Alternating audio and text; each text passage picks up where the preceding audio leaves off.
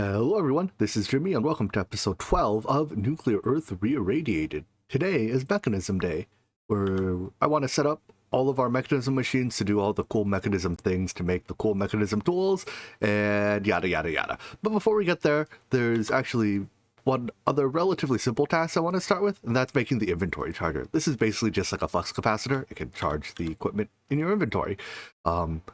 So last episode, while we were in the end, I specifically made sure to grab a Enderman head, because an Enderman head is required to make this Ender resonator, which is part of the charger. With that head, I think we should quite easily be able to make the inventory charger. The charger alone, though, isn't useful. You have to actually put an upgrade into it. So it says no upgrade installed. These are the dark steel upgrades, and at the very least, we need the empowered. So empowered 1, but don't stop there. May as well do empowered 2, as well as empowered 3, and empowered 4. Additionally, we may as well put the anvil upgrades on it. That lets us use it as a dark steel anvil. So that's micro, I forget, whoops, don't have dark steel to nugget recipe. But there's like micro, mini, and there's a third one. If you have all three, you can just use it as an anvil anywhere for any item in the field, which is pretty nifty. There is also an empowered 5, but this requires another Enderman head that I don't have yet. So we'll just make do with these.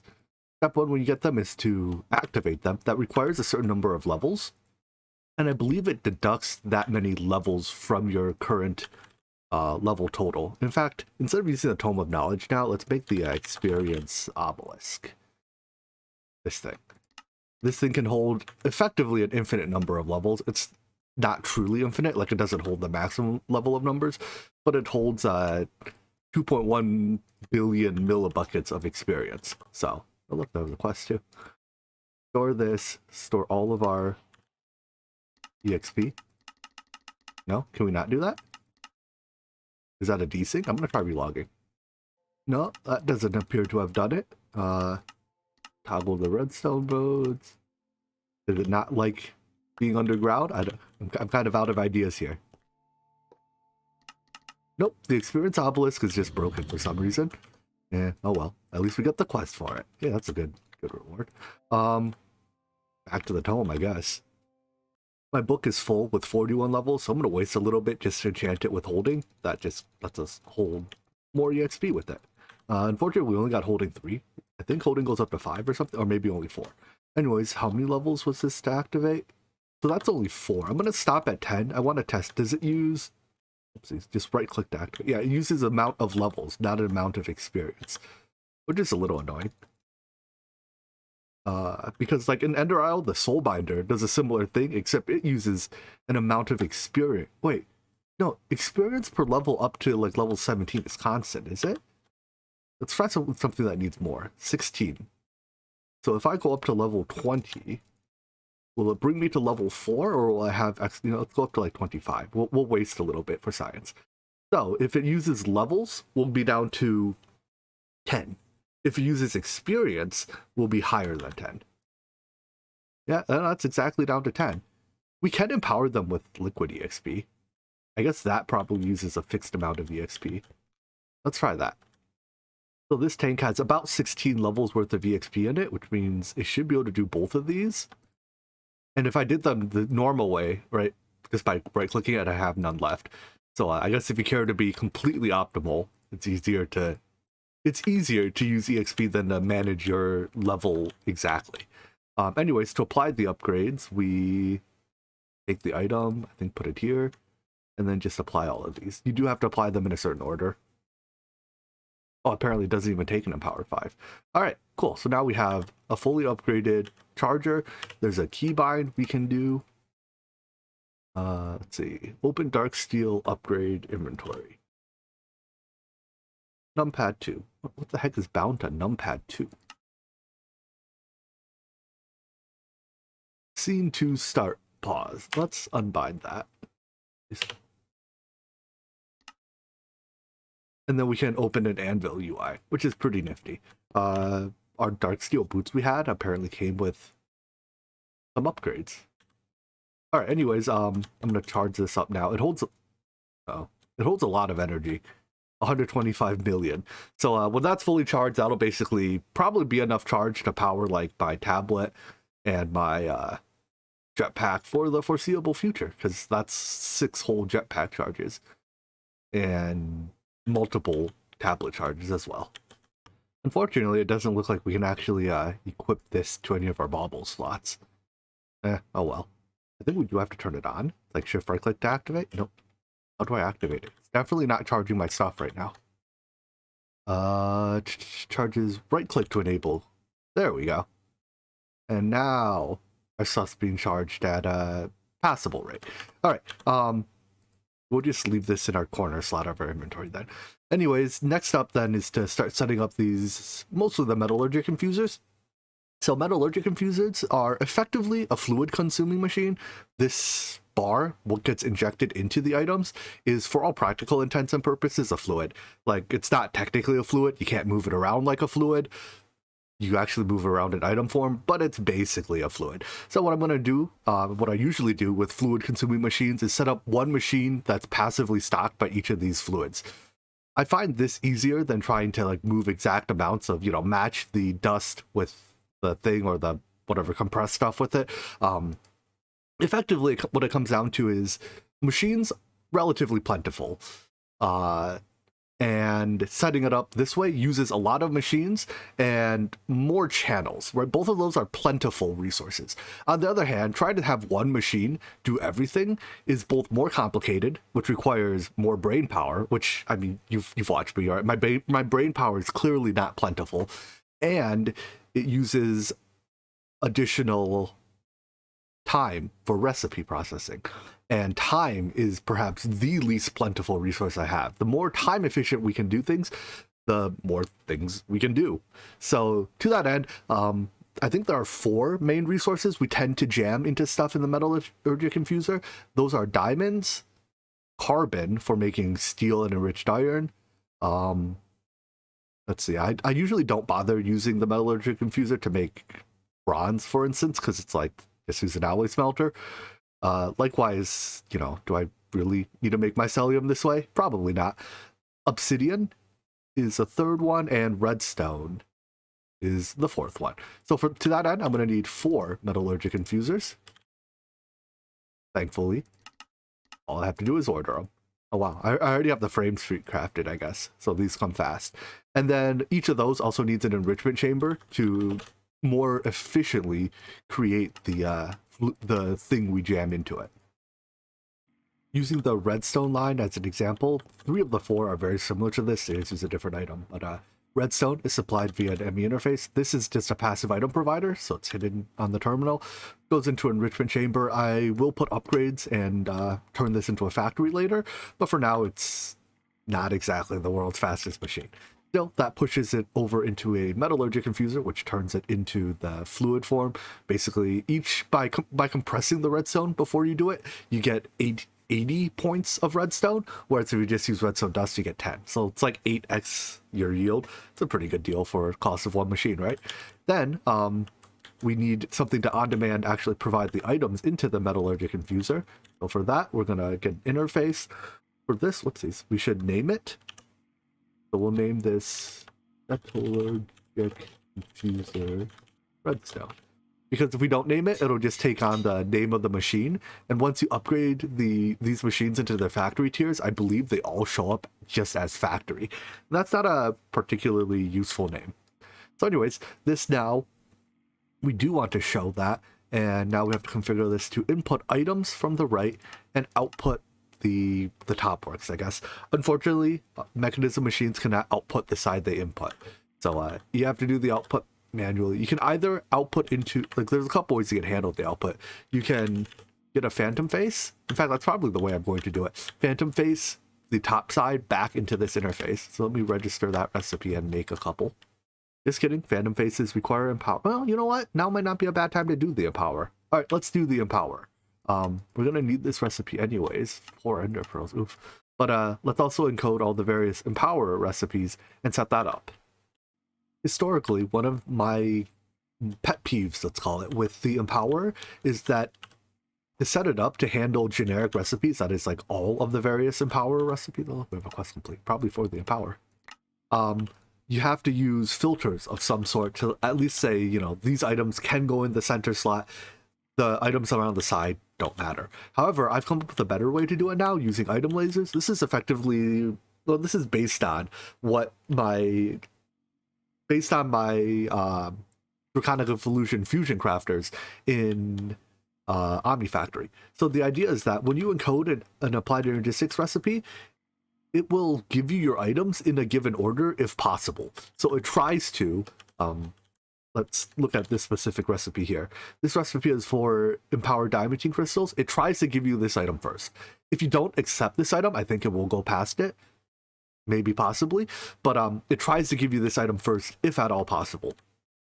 So what we're going to do then is set our item or our ME interface here in blocking mode, put the recipe in there. So in blocking mode, the item interface here effectively sees the contents of all of the display stands and the Empower.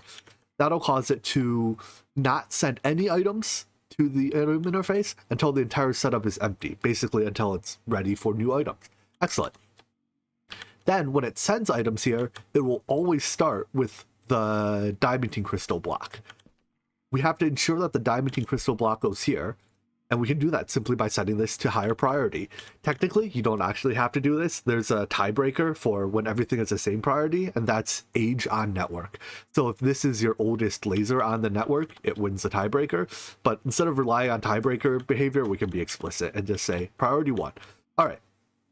Everything else is priority 0 because we don't care what order things go on. And because of blocking mode, it won't send any items until everything is empty, which guarantees that this Empower is empty, which guarantees that it'll be willing to accept the final output. We'll have to do a thing with the output at the end, or like on the other side. My plan with that is just to grab another couple of lasers, and this time a hopping interface. So a hopping interface basically combines a laser, I mean, it's literally that. It's an item interface combined with a hopper. So we'll put that here, make one of those. And then use this to push items back into the ME system. All right, let's see. Put this here, so that'll grab items. Laser here, and then this laser can go back to any ME interface that's got a side available that you have to be careful when placing these lasers. While it looks like they only connect on one side, they actually connect on all sides. So you want to, you know, jam your item somewhere that it's not going to end up in an incorrect inventory on accident. I think we can put it there. It doesn't matter which inventory it ends up in, as long as it ends up in the applied energistics system. So now if I order diamantine crystal, it'll probably tell me that I don't have blocks, but yeah, okay. Light blue dye and diamond crystal blocks. All right, moment of truth. Let's test this out. I haven't tested it yet, so it's entirely conceivable that it just horrifically breaks. But the first set seems to have worked. Put the items in the right spots. It's doing its empowering. We can not speed it up any because we're limited not by how fast we insert energy into the display stand, but how fast the display stand sends energy to the Empower. That we can't do anything about. We just have to wait. That's my other pet peeve about the Empower. It's glacially slow, and you can't do anything about it. Especially in this pack where we don't have like extended crafting for these empowered blocks. That's like, all you can do to make them is use the Empower. So anyways, it finished one up, sent the items away, and a new set got started. So to deal with the slowness, I guess it's not 100% true that there's nothing you can do about it. To deal with the slowness, you parallelize it. So if it turns out we need a large volume of empowered blocks, by just putting additional item interfaces around this ME interface, you can handle multiple, like each item interface connects to one set of these display stands and Empowers, and you can parallelize it, you know, as many times as you like. There's no internal buffers in like the item interface or anything, so it parallelizes perfectly with a nice, neat round robin. Anyways, with that out of the way, though, let's just leave it for now because I haven't seen a need for tremendous amounts of empowered stuff. But it's just something I've missed, and, you know, turns out like the tier 5 structure block, which I haven't looked at. requires empower. Nope, this does not. Tier 4? Who knows? But if there is something that does require, you know, hundreds of thousands of empowered blocks, well, then we'll run it in parallel. Anyways, back to what we were doing, making phantom faces. So by linking this ME interface to that phantom face, items that get pushed into this phantom face effectively get pushed into the ME interface. All right, so with that, I think we can put some recipes in here, test it out, perhaps plug it in as well. Let's upgrade these to their basic factory form. It's quite cheap, and it just literally triples the speed of the machine right off the bat. Turn on auto sort so that it uses all 3 slots. So it's a bit less important, but and then let's order well, let's start by ordering upgrades, because ordering upgrades will require it to make the things. So with 100 speed upgrades, it requires it to make osmium dust. I still need to do ore processing at some point, by the way. Eventually. Let's just, how do we process this? Grinder? Industrial grinder? Ooh, it gives platinum as a byproduct. Sign me up. Second try. Speed upgrades. Go. And energy upgrades. Mechanism machines need 8 of each to be fully upgraded. So, 100 upgrades up, you know, does a fair number of machines. What is that, like 12-ish?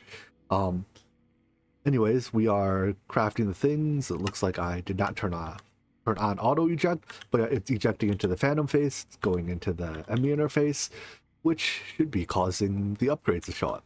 Excellent. Now, how much energy do you actually use? 60 RF per tick. I believe that's... Is that per slot or is that total? That's total. Okay, so we can afford to put all the upgrades in it. If you use equal numbers of speed and energy upgrades, I believe you maintain efficiency, whereas if you use more speed upgrades than energy upgrades, you lose efficiency, and if you use more energy upgrades and speed upgrades, you gain efficiency, but you lose, obviously, potential processing speed. If energy is plentiful, there's no reason... Well, I guess if both energy and resources are plentiful, there's no reason not to use, you know, plenty of both. With all the speed upgrades in, but without any energy upgrades, you can see it's 60 or 6k RF attack, which is what, 100 times more, and it's only 10 times the speed.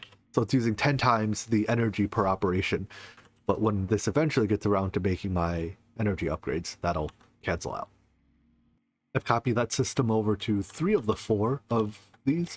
The 4th of the enrichment chamber infuser factory combos is going to be for obsidian, but that's slightly different because compressed obsidian is not something we can... I mean, it takes like 2 machines to make.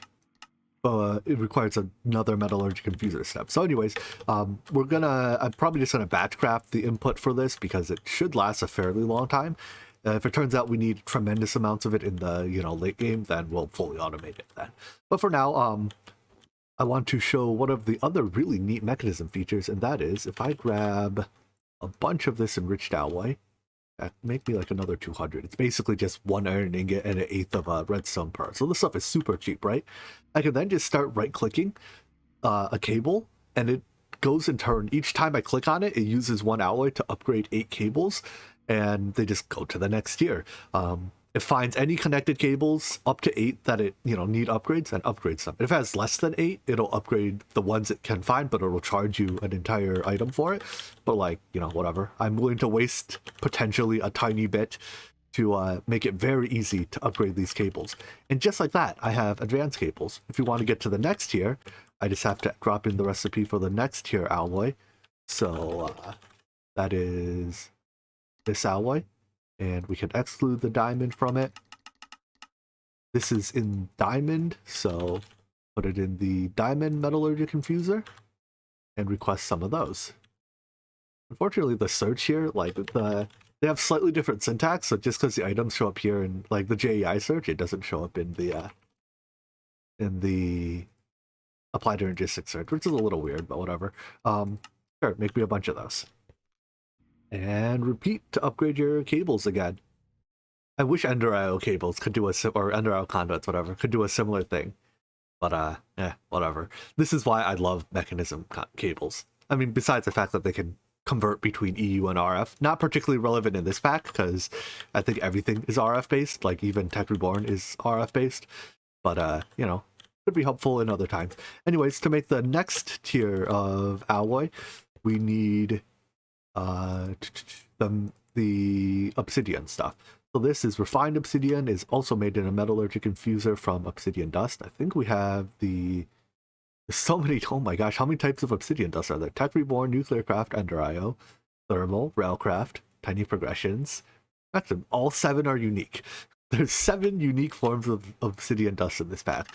Thankfully, as far as I can tell, everything makes mechanism dust. So, that's nice. Anyways, that goes into here. Make obsidian, right? Yeah, everything makes that type of dust. So make me like 400 of these, and that'll be enough refined obsidian to make 3,200 of these obsidian or of the atomic alloys. That's a lot of atomic alloy.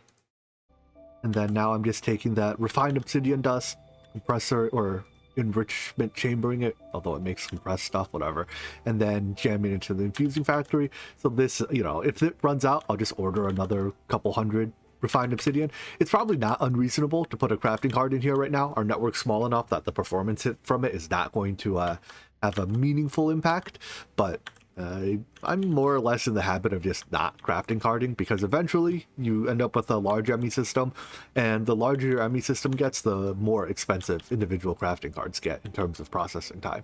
But anyways, now we're making atomic alloy, and if I get some of this, we can now upgrade our cables to the ultimate tier, which have a lot more throughput and a lot more internal buffer. That's really the advantage.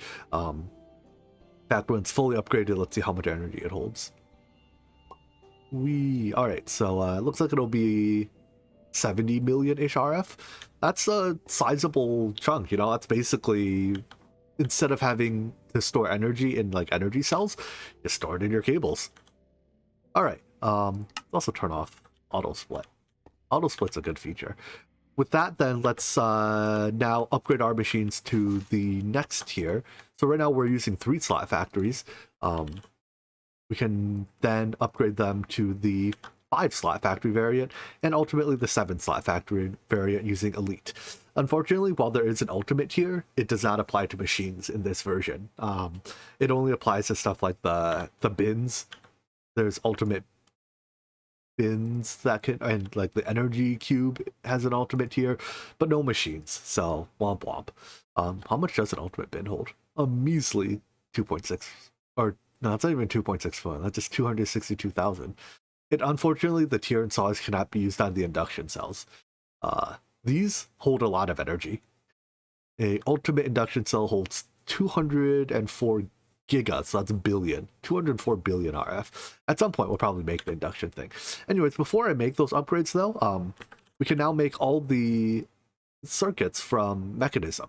So the advanced circuit is exchangeable with the advanced electronic circuit, and the basic circuit is exchangeable with the basics electronic circuit. So basically, anything that uses electronic circuits and advanced electronic circuits, I want to swap over to use the Mechanism variant.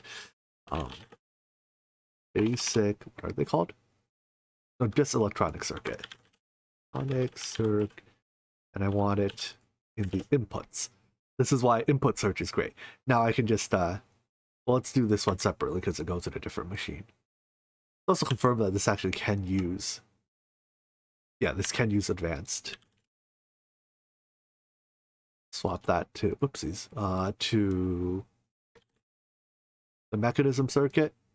Anyways, I'm gonna go through and swap all the recipes over. This is gonna be, it's slightly easier because of, because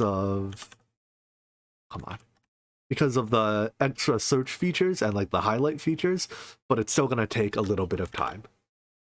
And every now and then there's a recipe like this machine case here, which has to use the Techreborn circuit.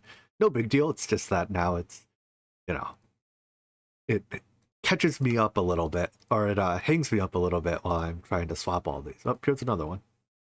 I guess all the machine frames probably are specifically using Techreborn circuits. All swapped over. So there were about 40-ish recipes. It took a lot of clicking. And now I still have recipes using the wrong type of wood. Excellent. For real now, though, let's make a bunch of these factory tier installers. Do 20 of each. And then when those are done, we can upgrade all of our things up to 7-slot factories. So it'll be pretty fast processing. Technically, we don't actually have to upgrade the enrichment chambers. And in fact, I generally speaking won't, because if we upgrade to 7 slots, right, then we go from 2 buffer slots to 14 buffer slots. And I don't want to buffer 14 slots of diamonds. In fact, I don't think I have 14 slots of diamonds, 14 stacks of diamonds. Yeah, I've used most of my diamonds today. Whew. We're gonna need more resources relatively soon. Good news is, because each piece of compressed whatever does 8 operations, technically one enrichment chamber keeps up with a basic enrichment chamber keeps up with a 7-slot factory, because they, I believe, take the same amount of time per operation. So nothing to worry about there. Anyways, upgrade. Oh wait, I have to upgrade. Did I upgrade the wrong thing? Hold on. Upgraded the enriching factory. Whoops. It doesn't matter here because this is coal. You know, I don't care if we buffer 14 stacks of coal. Another thing we can do is replace the electric furnace that's been doing our on-demand smelting with a energized smelter. So the energized smelter, once we give it some upgrades, is significantly faster than the electric furnace. And the electric furnace wasn't slow to begin with. It's just that the smelting factory here has 7 slots. So we do have to configure it. Let's see, to accept input from those sides. And I guess we can output the bottom. We'll swap that cable to a phantom face and link that to that. Nope, other way around. You link a block to a phantom face, not a phantom face to a block. Turn on that, and output is the other color. Why is that cable not covered? Whatever. And now if I order something, you know, smelted, it should now go much faster. I still have to do ore processing because we shouldn't really be making iron ingots on demand. You know, it's not exactly a great idea. But for now, if your on demand is sufficiently fast, you can put off doing passive work, which is what I'm doing. Now I want to start making quantum entanglo porters. I used to call these entanglo teleporters. That name seems more appropriate to me. But this requires, is this osmium compressor? Yeah. Well, this thing can teleport items, energy, fluid, and players. That's a big one. I want to have a way to teleport around if needed, and I think we'll need it pretty soon once we get into Astral Sorcery, because there's no Astral Sorcery shrine right, you know, terribly close. Like this one on there, I think that's probably our closest one. And it takes a little bit to fly there, so I'd rather teleport there. We can also put one like in the end, so we can go to the end easily, and any other important places. Anyways, to make this, materials wise, it's pretty cheap. However, it does require that osmium compressor, so let's set one of these up as well. This is also pretty cheap. The osmium compressor ostensibly uses exactly 1 osmium ingot per recipe. However, in practice, it uses like a tiny bit over that. So if you supply 1 osmium ingot with each osmium compressor recipe, you end up being a little bit short. So what I'm just going to do is passively stock it with osmium. And remember how 10 seconds ago I was like, I don't want to use crafting cards? I'm going to use one here because my osmium is not crafted passively. So we'll just automatically kick off the crafting task for that. However, I think this is okay because it's temporary. And we all know that I have a knack for making temporary things. I always improve them, right? They never stay temporary. That's a joke. I have this problem where sometimes things that are intended to be temporary end up being very, very not temporary. But oh well. Anyways, that should end up inserting osmium into here. So let's see. Items in the right. Extra out there, and then I guess we could do output the left. And phantom face that again. I love phantom faces. To jam the output in. So now for the recipes that we put in here, we just have to exclude the osmium. So that will then be, let's see, osmium compressor recipes. I think there's only 2 of them. Yeah. that one and this one. I don't know why it imports the like this as an output. Technically that's an input, right? Whatever. Drop those into here and apply the relevant upgrade, or no, upgrade the compressor. A funny thing caught my eye while looking at the tooltip. It says the gas that's in it is liquid osmium. Thinking emoji. And now we should be able to make some of these, maybe not 10. Let's make 3 for now. Wow, I don't even have 3 diamonds. I guess I've used all my diamonds in, I mean, they're like processed, but let's just process my remaining diamond ore. We're gonna have to come up with more diamond ore soon. In fact, let's switch our void miner over to diamond, our this miner. I think right now I still have it. Oh my god, I'll stop hovering.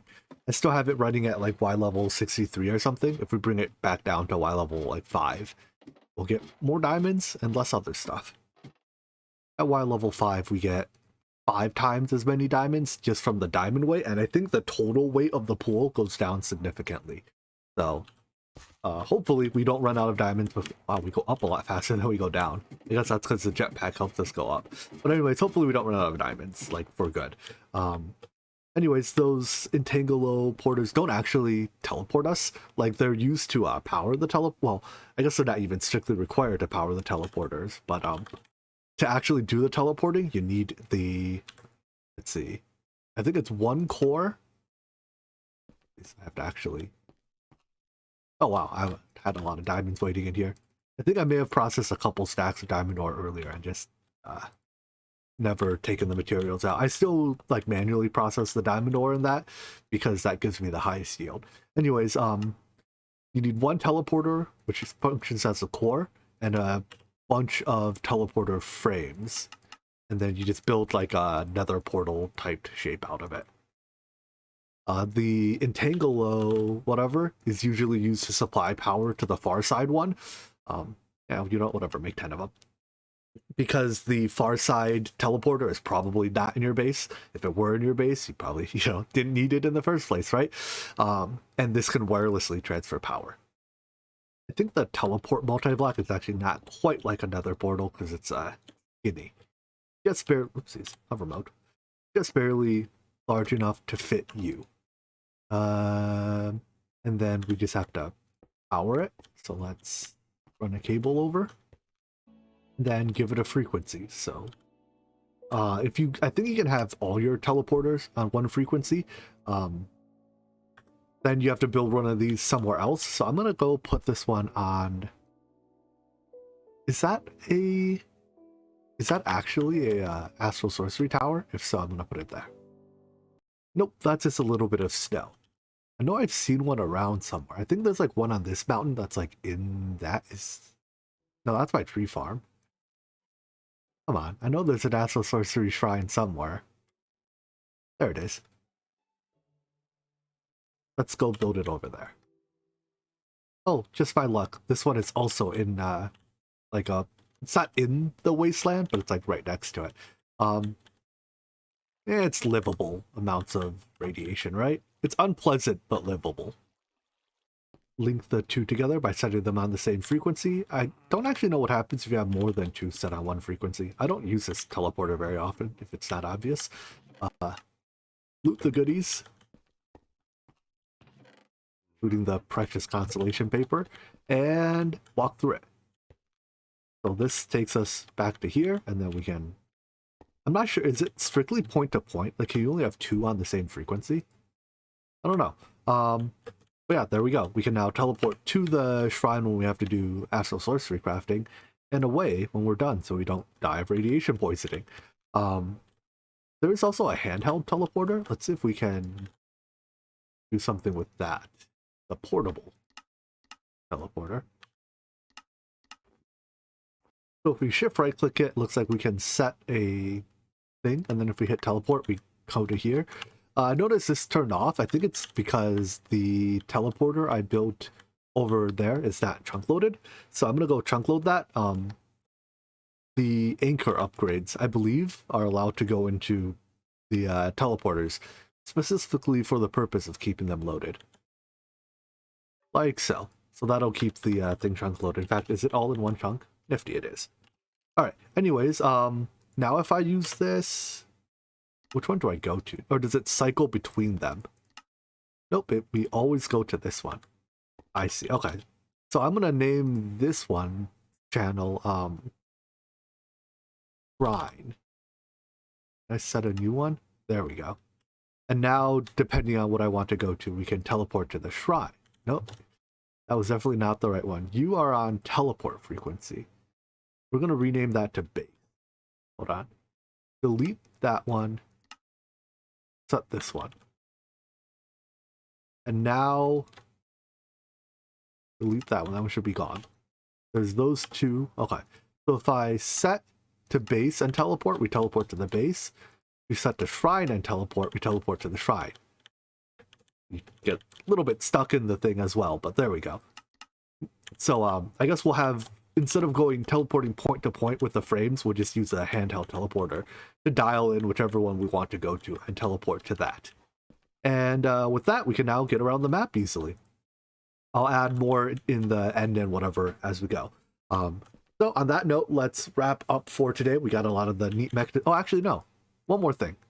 I wanted to make this. This was kind of the initial goal, right, of doing the mechanism stuff. I'm also on my very last molecular assembler slot. Let's make ourselves an atomic disassembler, and then we'll be done for the day. This is just a very good mining tool in Mechanism. So there we go. All right, it has some modes: slow, fast, vein. Oh, we don't have extended vein. Oh well. Even just in regular vein mine mode, I mean, probably guess based on the name, right? It vein mines. It doesn't vein mine. It might only vein mine ores. That does significantly reduce its usefulness, if we're being honest. But in fast mode, it's a fast tool. It has infinite durability. It's part shovel, part pickaxe, part axe. Like it's, it can mine pickaxey things. Downside is it does not accept a fortune enchant, but whatever. Oh, it's also a decent weapon. It's just all around a very good tool. Anyways, enough of me rambling. That's it for today. So I hope you guys enjoyed this video, and I hope to see you in tomorrow's. Take care. Bye-bye.